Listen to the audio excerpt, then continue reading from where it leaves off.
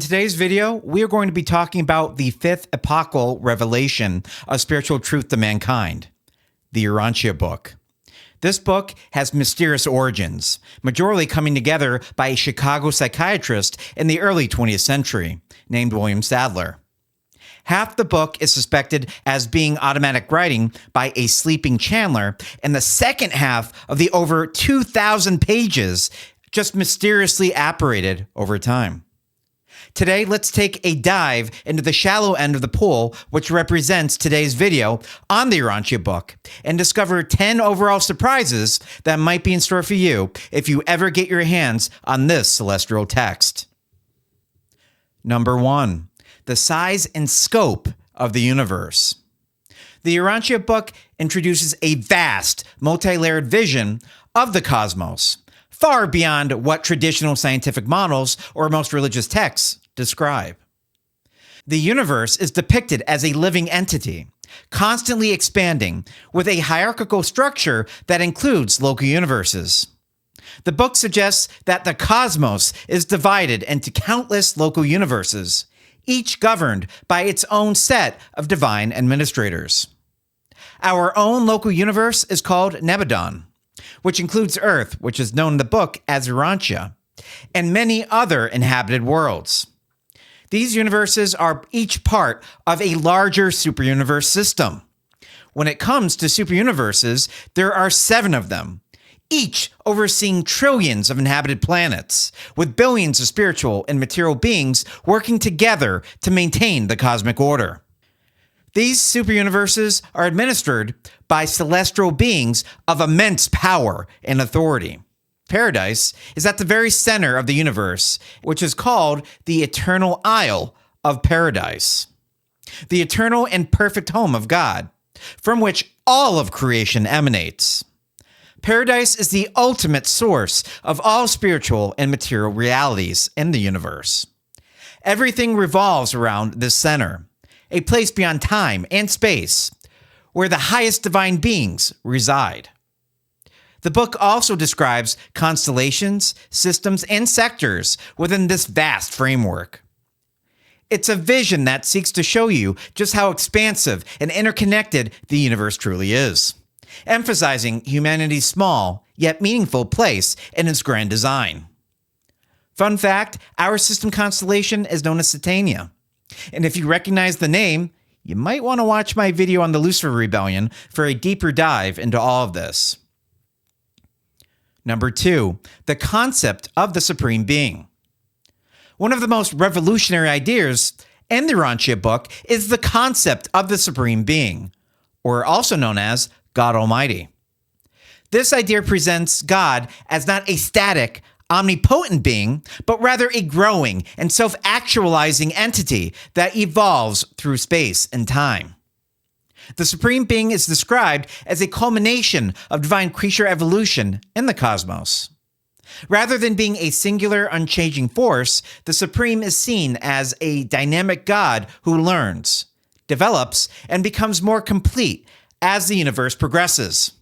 The Supreme interacts with both Paradise, the eternal center of the universe, and the material universe, seeking to experience the cosmic drama of creation and evolving with it.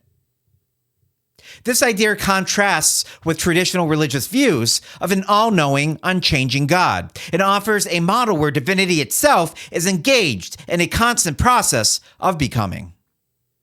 The book emphasizes the importance of evolutionary progress, both in the universe at large and within each individual soul.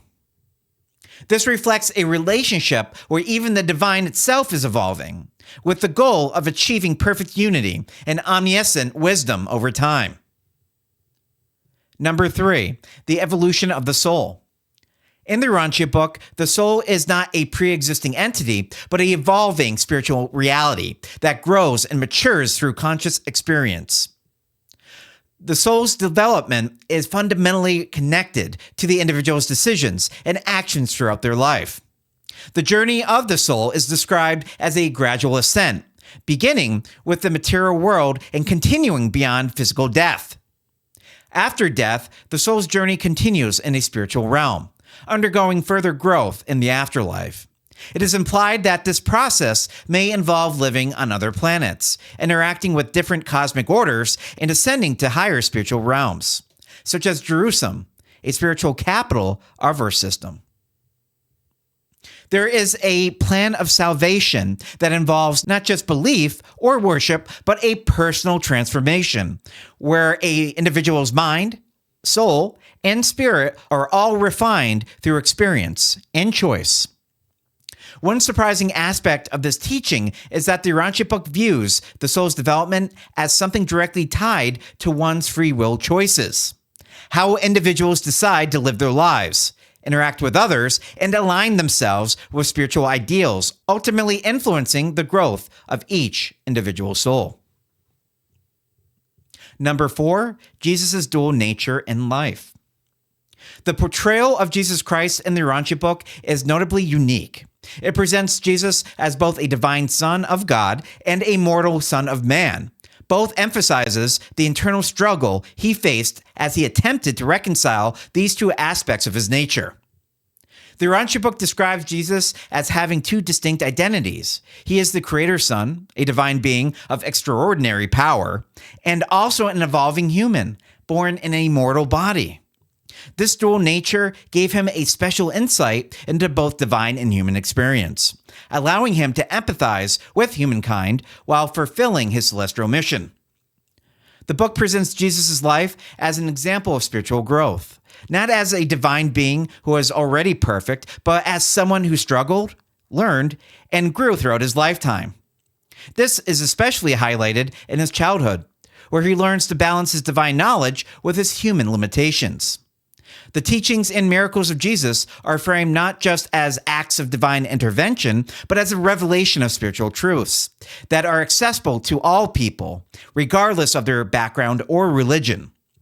Jesus' mission is depicted as part of a larger cosmic plan to guide humanity toward higher spiritual understanding.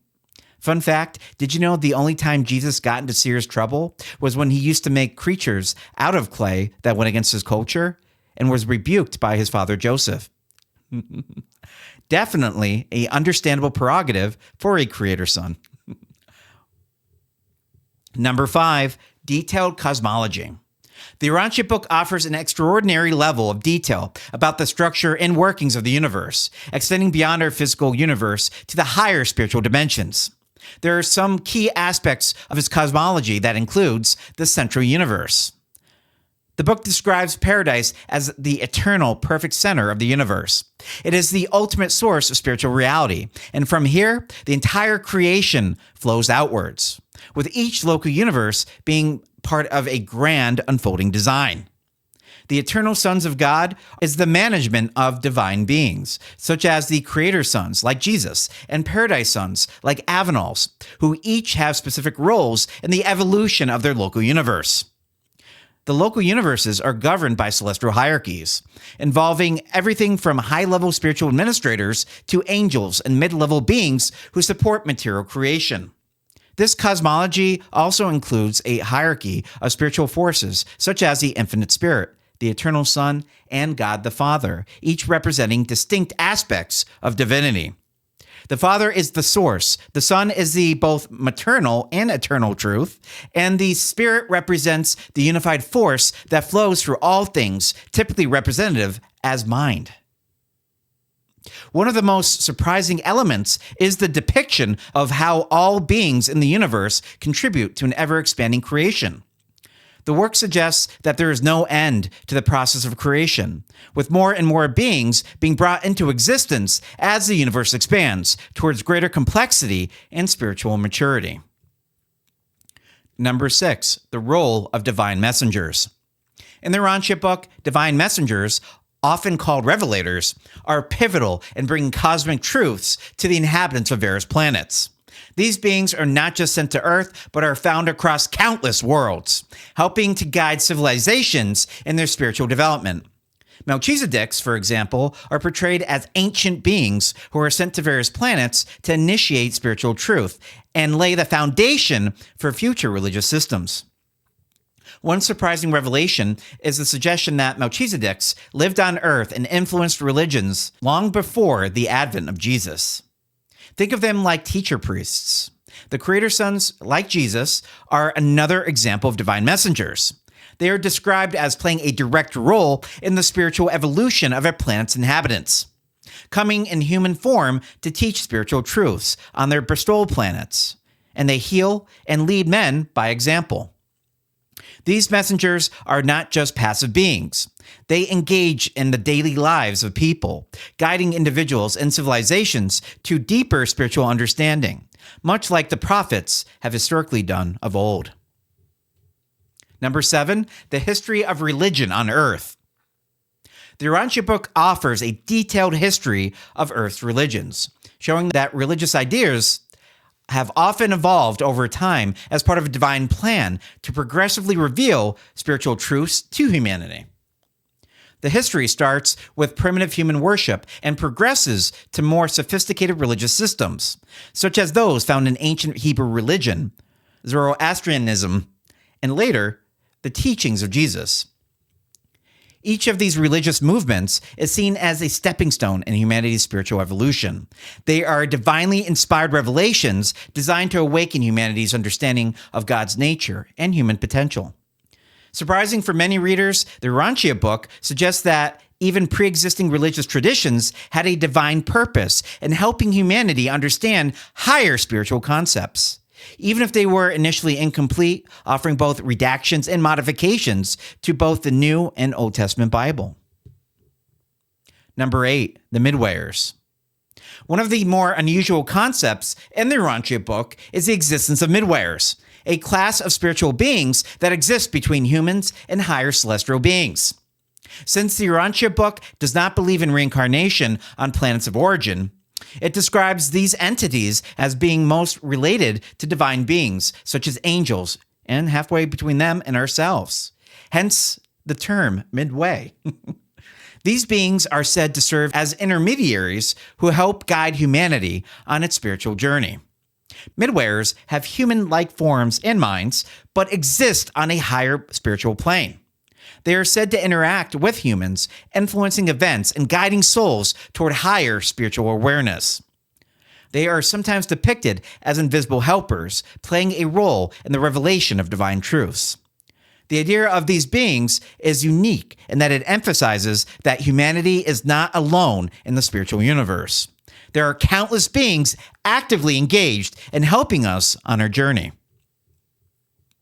Number 9, the role of human free will. The Urantia Book places a great emphasis on human free will as a central aspect of spiritual growth. According to the book, human beings are endowed with the ability to choose between good and evil, right and wrong, and these choices directly affect development of the individual soul. Free will is described as one of the most powerful tools given to humanity by the Creator. By exercising free will and choosing to align with higher spiritual principles, individuals grow closer to God. Conversely, by choosing beastly selfishness or evil, individuals distance themselves from divine truth. This view contrasts with some traditional doctrines that view God as predetermining or controlling human destiny. The Urantia Book insists that personal choice is central to spiritual evolution. For those of you that are interested in more about the mark of the beast, I have a video on that as well. Number 10, the ultimate goal, God consciousness. The ultimate goal of the soul in the Urantia Book is the attainment of God consciousness, a state of perfect alignment with the divine will and the understanding of God's purpose for the universe.